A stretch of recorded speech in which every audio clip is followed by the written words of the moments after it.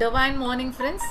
இன்னைக்கு நாம பார்க்க போறது வந்து தியானம். தியானம்னா என்ன அப்படிங்கறத பத்தி தான் பார்க்க போகிறோம், ஆழ்ந்த நாலேஜ்.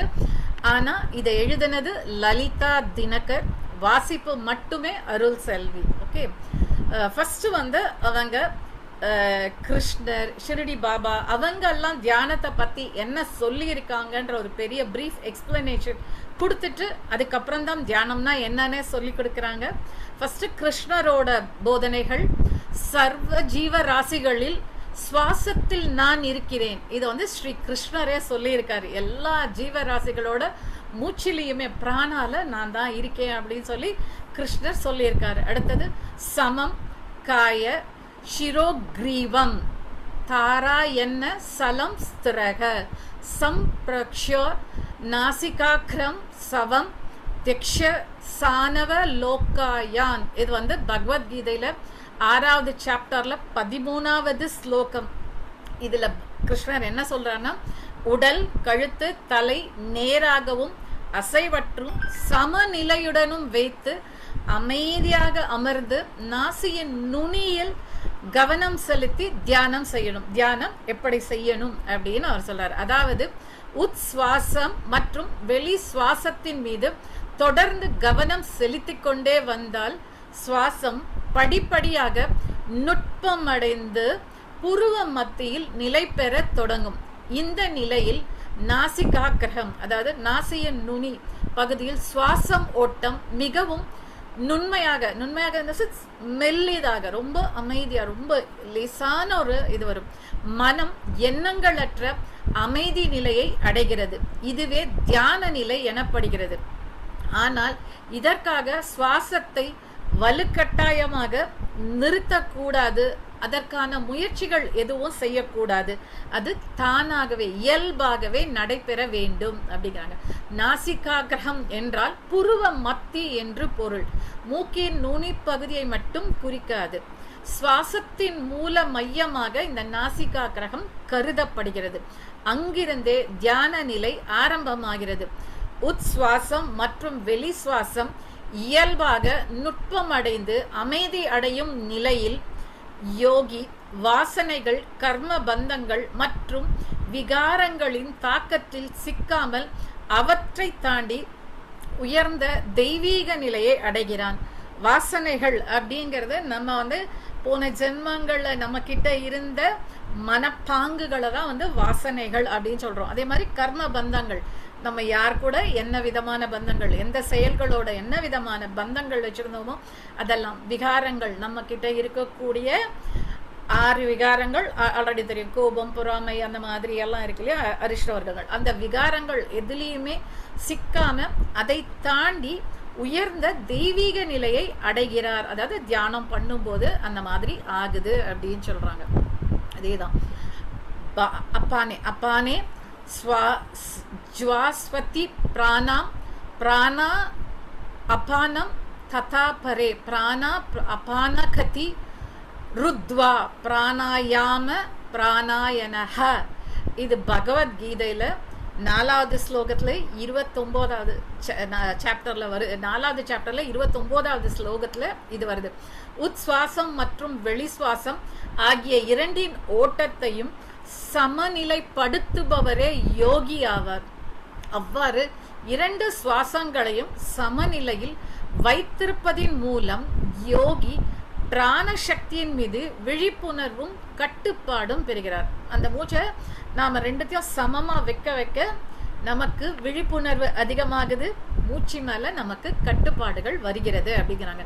இதன் விளக்கம் என்னவென்றால், யோகி சுவாச சாதனையின் மூலம் நுரையீரல் மற்றும் இதயத்தின் செயல்பாடுகளை அமைதியான நிலைக்கு கொண்டு வர முயல்கிறார்.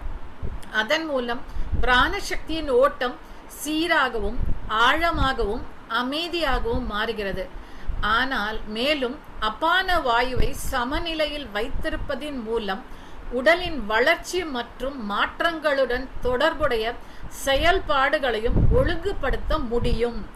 இதன் மூலம் உடலின் சக்தி சமநிலையில் பாதுகாக்கப்பட்டு யோகி பிராண சக்தியை விழிப்புணர்வுடன் உணர்ந்து அதை தன் கட்டுப்பாட்டில் வைத்துக் கொள்ள கற்றுக்கொள்கிறார். மூச்சை கரெக்டாக வைக்க வைக்க அந்த மூச்சை வந்து நம்ம கட்டுப்பாட்டுக்குள்ள ஈஸியாக கொண்டு வர முடியும் அப்படிங்கிறாங்க.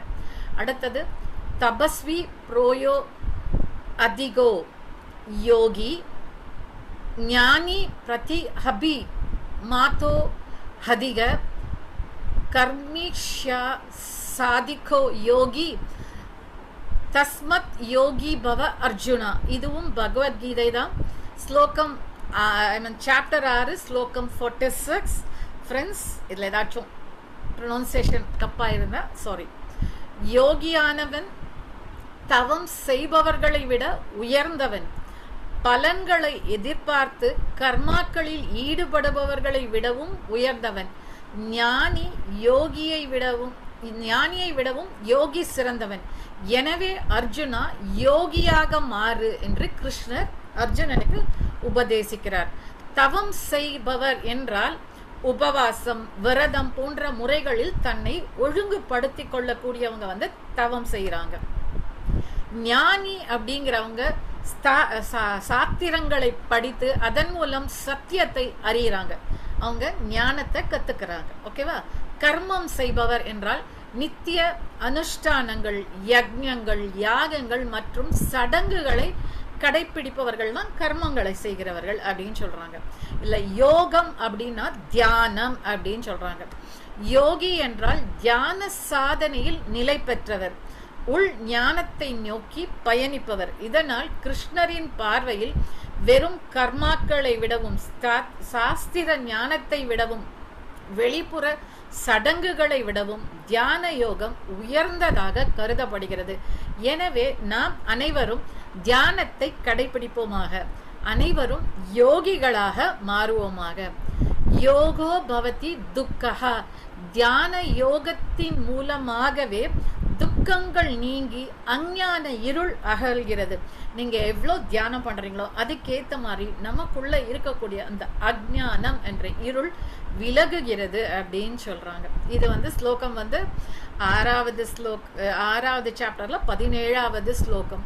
அதேதான். யோக கர்மேஷு கௌசலாம். இது வந்து 2வது சாப்டர்ல 50வது ஸ்லோகம்.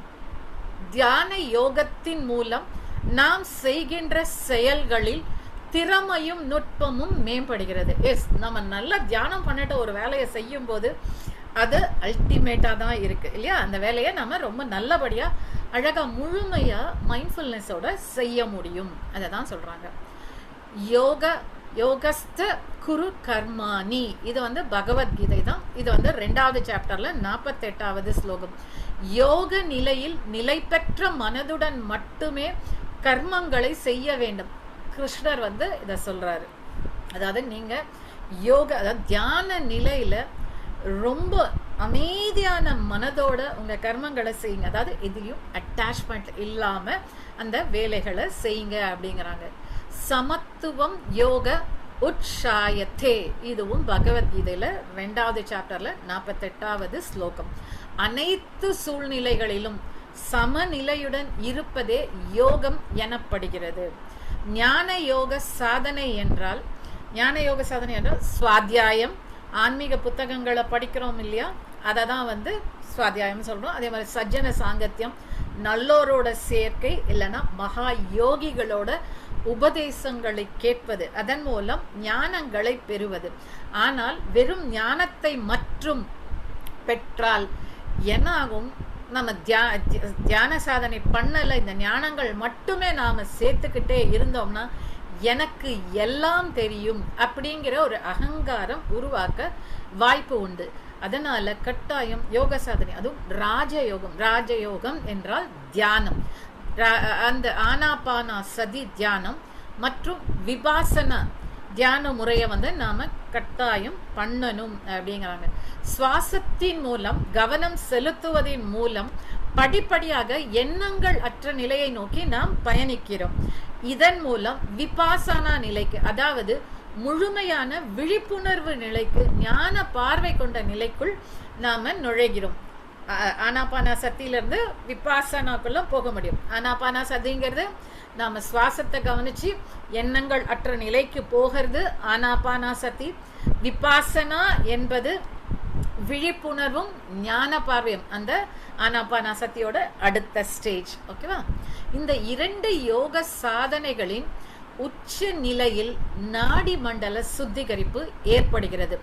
இதன் மூலம் எண்ணற்ற பிறவிகளில் சஞ்சித பாவ கர்மாக்களில் இருந்து விடுதலை பெறுகிறது. நாம சேர்த்துக்கிட்டே வந்த சஞ்சித கர்மாக்கள், இந்த ஜென்மத்துக்காக நாம கொண்டு வந்த பிராரப்த கர்மால இருந்தும் நமக்கு விடுதலை கிடைக்கிறது அப்படின்னு சொல்றாங்க. மனிதனின் ஒவ்வொரு செயலும் கர்மயோகமாக மாற வேண்டும். அதாவது நல்ல செயலா இருந்தாலும் கெட்டதா இருந்தாலும் பலனை நாம எதுக்கும் எதிர்பார்க்க கூடாது. பலனை எதிர்பார்க்காம நான் இதை செஞ்சா எனக்கு இந்த பலன் கிடைக்குமா அப்படிங்கிறப்போ அது நம்மளோட புண்ணிய பாவ கர்மால போய் சேர்ந்துடும். அதே எந்த பலனும் இல்லாமல் இது என்னோட வேலை, நான் செய்யறேன் அப்படிங்கிறது தான் கர்மயோகம். அந்த மாதிரி நீங்க எப்போ செய்ய தொடங்குறீங்களோ அதன் தொடர்ச்சியாக நம்முள் பக்தி யோகம் இயல்பாகிறது, நிலையானதாக மலர தொடங்குகிறது. பக்தி யோகம்னா நாம செய்யற பூஜை புனஸ்காரங்கள் பக்தி யோகம் இல்லை. பக்தி யோகம் என்றால் அனைத்திலும் நம்மையே, அதாவது ஆன்மாவையே காணும் நிலையாகும். நம்முள் அனைத்தையும் உணரும் நிலை. சுய பர வேறுபாடுகள் மறைந்து இருமை உணர்வும் சூனியமாகும் நிலையே உண்மையான பக்தி நிலை. எல்லாமே நான் தான், எல்லாமே அந்த பரபிரம்மம் தான்.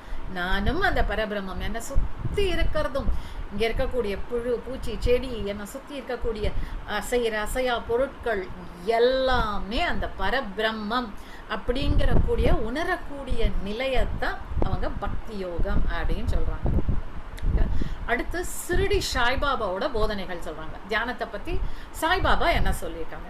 நமக்கு எல்லையற்ற வளங்களையும் அருளையும் அளிக்கும் குரு நமக்குள்ளே இருக்கிறார், நம்முடனே நிலைத்திருக்கிறார்.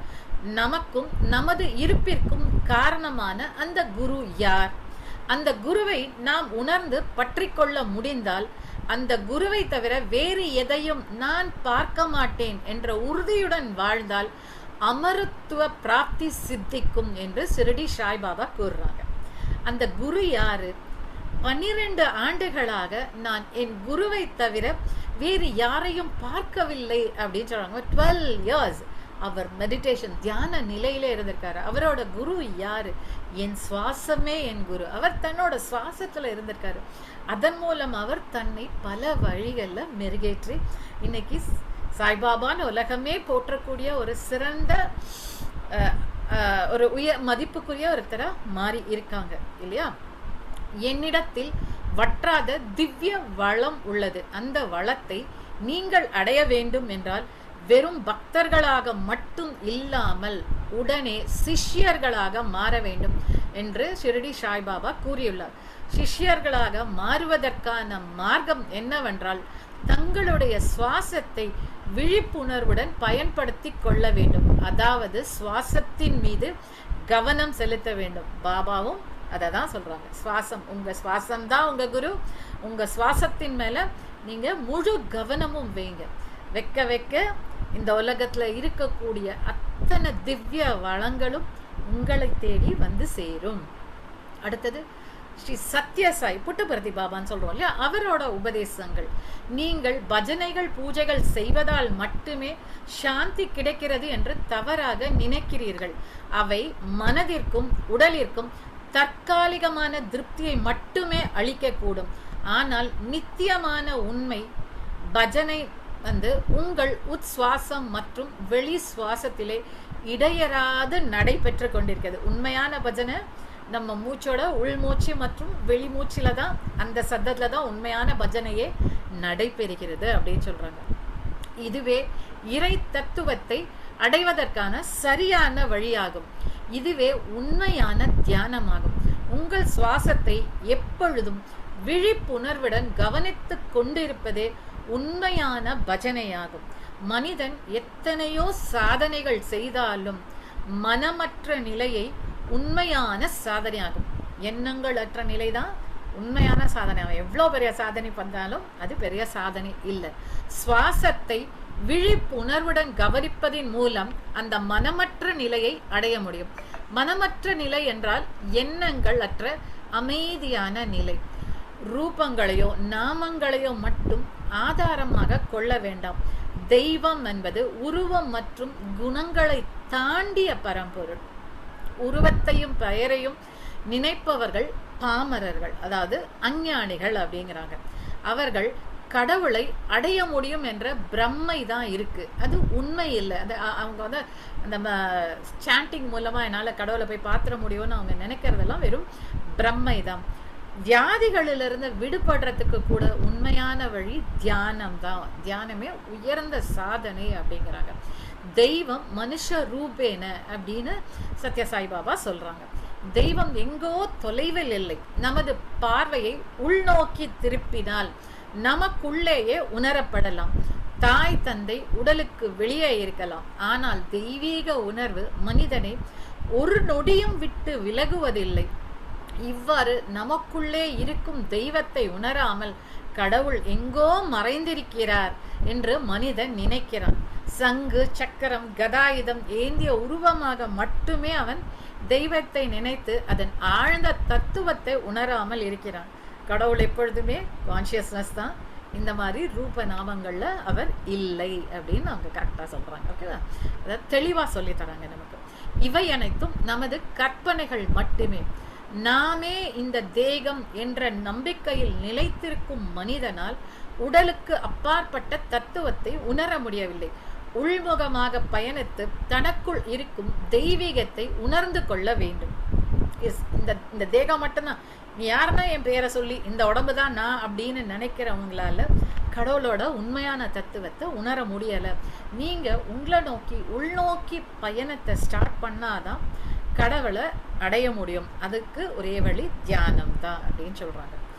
பிறருக்கும் அந்த உணர்வை, அதாவது அந்த தியானத்தை மற்றவங்களுக்கு நாம கற்றுக் கொடுக்கணும் அப்படிங்கிறதான். பலர் தங்களுக்கு பிடித்த முறைகளில் பல குருமார்களையும் பெரியோர்களையும் சாதகர்களையும் பின்பற்றுகிறார்கள்.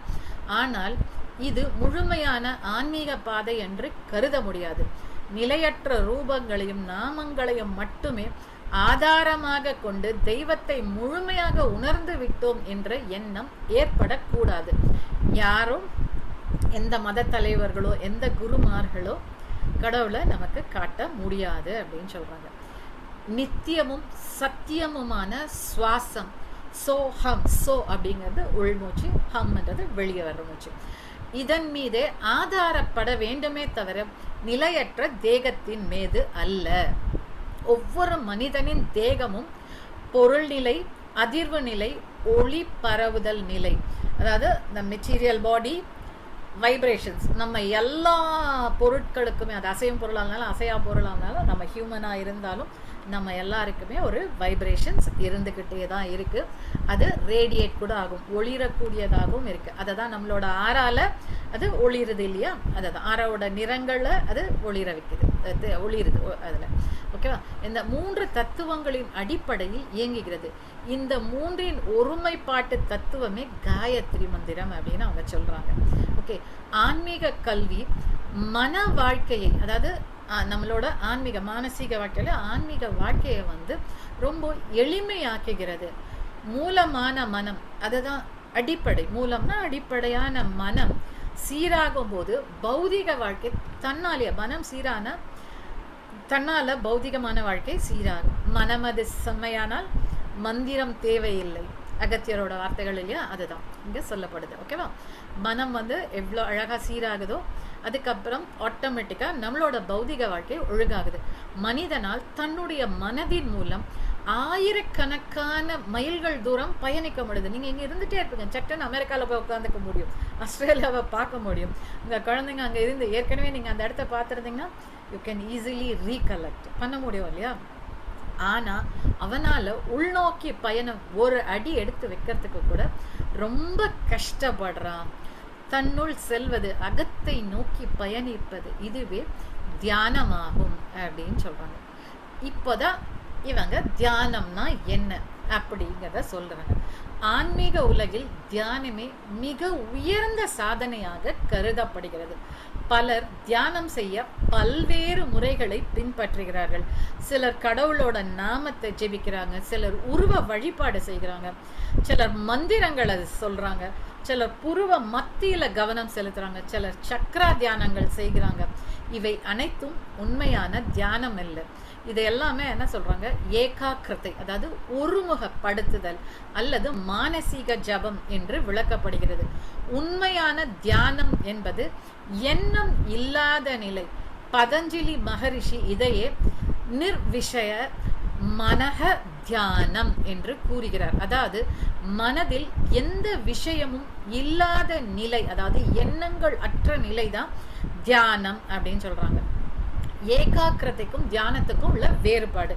ஏகாக்கிரதை அதாவது மனநம் எல்லாம் பண்றோம் இல்லையா, மந்திரங்கள் இல்ல நாம ஜபம், அதெல்லாம் என்ன ஆகுது, அங்க வந்து மனம் செயல்பட்டு கொண்டே இருக்கிறது. மனம் ஒரு பொருள், மந்திரம், உருவம் அல்லது ஒரு எண்ணத்தின் மீதே நிலைத்திருக்கிறது.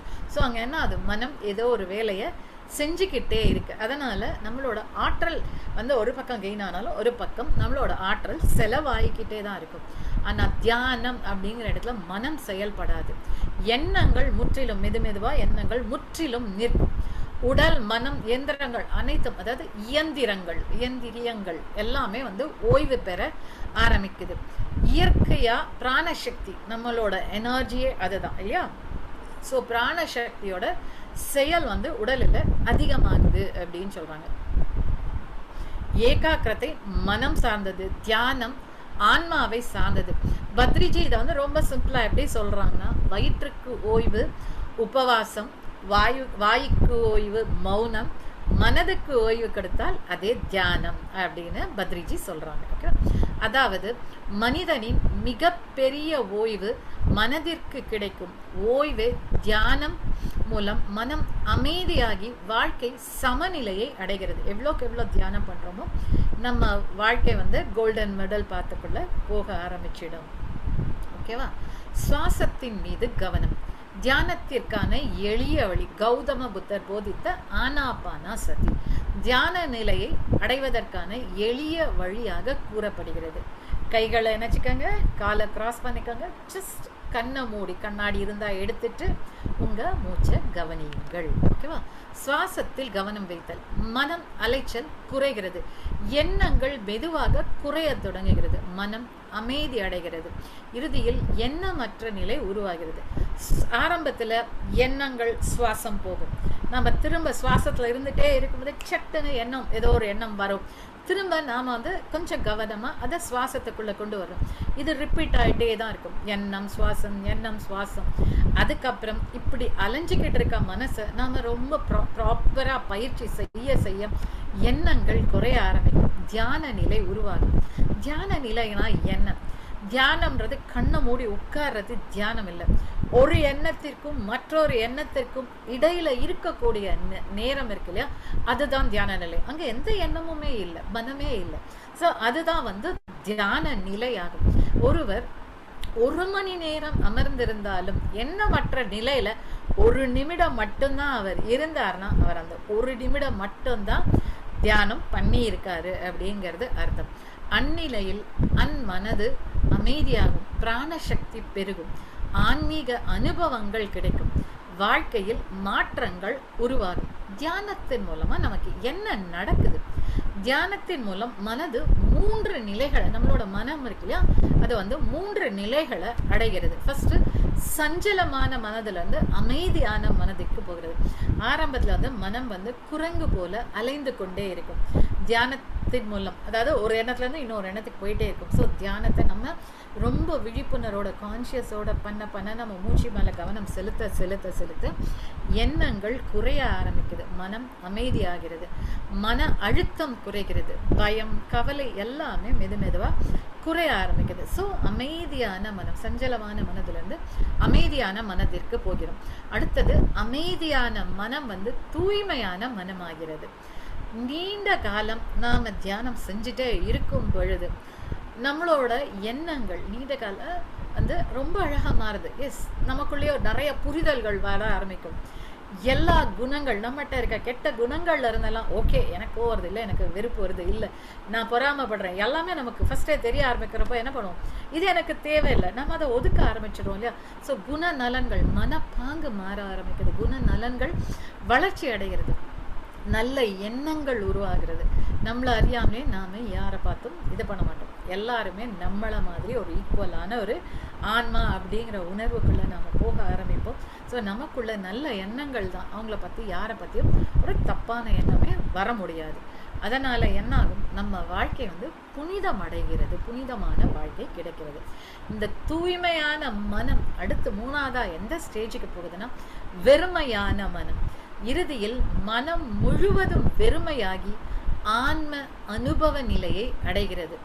அவ்வளோதான், எட்டர்னல், அந்த நிர்வாண நிலைக்கே அது எல்லாமே நான் தான். ஐ அப்படிங்கிற நாள்லேருந்து ஐ நானே எல்லாம் அப்படிங்கிற அந்த ஸ்டேஜுக்குள்ள அது நம்மளை கொண்டு போயிடுது. ஸோ மனம் வந்து 3 நிலைகளுக்கு போகுது. சஞ்சலமான மனம், சஞ்சலமான மனம் வந்து அமைதியான மனதுக்கு போகுது. தொடர் தியானம் அமைதியான மனதை தூய்மையான மனதுக்கு கொண்டு போகுது. தூய்மையான மனம் வெறுமையான மனதிற்கு கொண்டு போகிறது. ஓகேவா? தியானத்தினால் கிடைக்கும் நன்மைகள் என்னெல்லாம் நன்மை கிடைக்கிறது? மனநல நன்மைகள். ஃபர்ஸ்ட் நம்ம மனசுக்கு என்னெல்லாம் கிடைக்குது? மன அழுத்தம் குறைகிறது, மனம் அமைதி அடைகிறது, கவலை, பயம், மன சோர்வு இதெல்லாம் வந்து கம்மியாகிறது. அறிவுக்கான நன்மைகள் என்ன? ஒருமுகப்படுத்துதல். தியானம் பண்ணிட்டு ஒரு குழந்தை எக்ஸாம் எழுதிச்சுன்னா கட்டாயம் அது படித்ததை அதால் ஈஸியாக ரீகலெக்ட் பண்ணி அழகாக எழுத முடியும், அதிக மதிப்பெண்கள் பெற முடியும். ஸோ எந்த விஷயத்தையும், அதில் மட்டும் இல்லை, பிஸ்னஸ் ஆகட்டும், அன்றாட வாழ்க்கையில் ஆகட்டும், நம்மளோட ஒருமுகப்படுத்தக்கூடிய அந்த தன்மை வந்து அதிகரிக்குது. ஓகேவா? அடுத்தது நினைவாற்றல் வளர்ச்சி. நாம் வந்து மறந்தெல்லாம் போதும் இல்லையா, அதெல்லாம் இல்லாமல் எல்லாத்தையுமே பெஸ்ட் அப்சர்வர்ஸாக மாறும். எல்லாத்தையுமே ஞாபகம் வைத்து கொள்ளக்கூடிய அளவில் இருக்கும். தெளிவான சிந்தனை வரும். நல்ல முடிவெடுக்கும் திறன் கிடைக்குது. உடல் நலத்தில் என்ன நன்மைகள் கிடைக்குதுன்னா உடல் புத்துணர்ச்சி அடைகிறது, உற்சாகம், நல்ல தூக்கம், உடலின் செயல்பாடுகள் எல்லாமே சீராகுது அப்படின்னு சொல்கிறாங்க. அடுத்தது நிகழ்காலத்தில் வாழும் கலை. மனிதன் பெரும்பாலும் கடந்த கால துக்கங்களிலோ இல்லை எதிர்கால பயங்களிலோ வாழ்கிறான். ஆனால் தியானத்தின் மூலம் நிகழ்காலத்தில் வாழும் திறன் வந்து நமக்கு ஜாஸ்தியாகுது. மைண்ட்ஃபுல்னஸ் வந்து அதிகமாக ஆரம்பிக்குது. நாம் இந்த க்ஷணத்தில் வாழ ஆரம்பிக்கிறோம். கடந்த கால துக்கங்களை விட முடிகிறது, எதிர்கால பயங்களை குறைக்க முடிகிறது, வாழ்க்கை இலகுவாக மாறுகிறது அப்படிங்கிறாங்க. தியானமும் வாழ்க்கையும். பத்ரிஜி என்ன சொல்றாங்கன்னா, meditation is the root and shanti is the fruit. மரத்திற்கு வேர் எப்படியோ மனிதனுக்கும் தியானம் அப்படியே. இதுதான் பத்ரிஜியோட ஸ்டேட்மெண்ட். தியானம் செய்பவர்களின் வாழ்க்கையில் ஆரோக்கியம், அமைதி, ஆனந்தம், அன்பு, சத்தியம் போன்ற இனிய கனிகள் மலருகின்றன. இதெல்லாம் தான் வந்து தியானத்தினால நமக்கு கிடைக்கக்கூடிய நல்ல பலன்கள், நல்ல கனிகள் அப்படின்னு சொல்றாங்க. தியானம் என்பது கண்களை மூடி எதுவும் செய்யாமல் இருப்பதல்ல, எதையும் செய்யாமல் எண்ணங்களற்ற நிலையில இருக்கிறது தான் தியானம். ஸோ சுவாசத்தின் மீது முழு கவனம், சஞ்சலமான மனம் இதிலிருந்து அமைதியான மனம், அமைதியான மனதிலிருந்து தூய்மையான மனம், தூய்மையான மனதிலிருந்து வெறுமையான மனம். இந்த மாற்றத்தை அடைந்து மனிதன் அமைதி, ஆனந்தம் மற்றும் சிறந்த விழிப்புணர்வு நிறைந்த வாழ்க்கையை வாழ இயலும் அப்படின்னு சொல்கிறோம். Thank you friends, thank you so much. Thank you Lalithamma.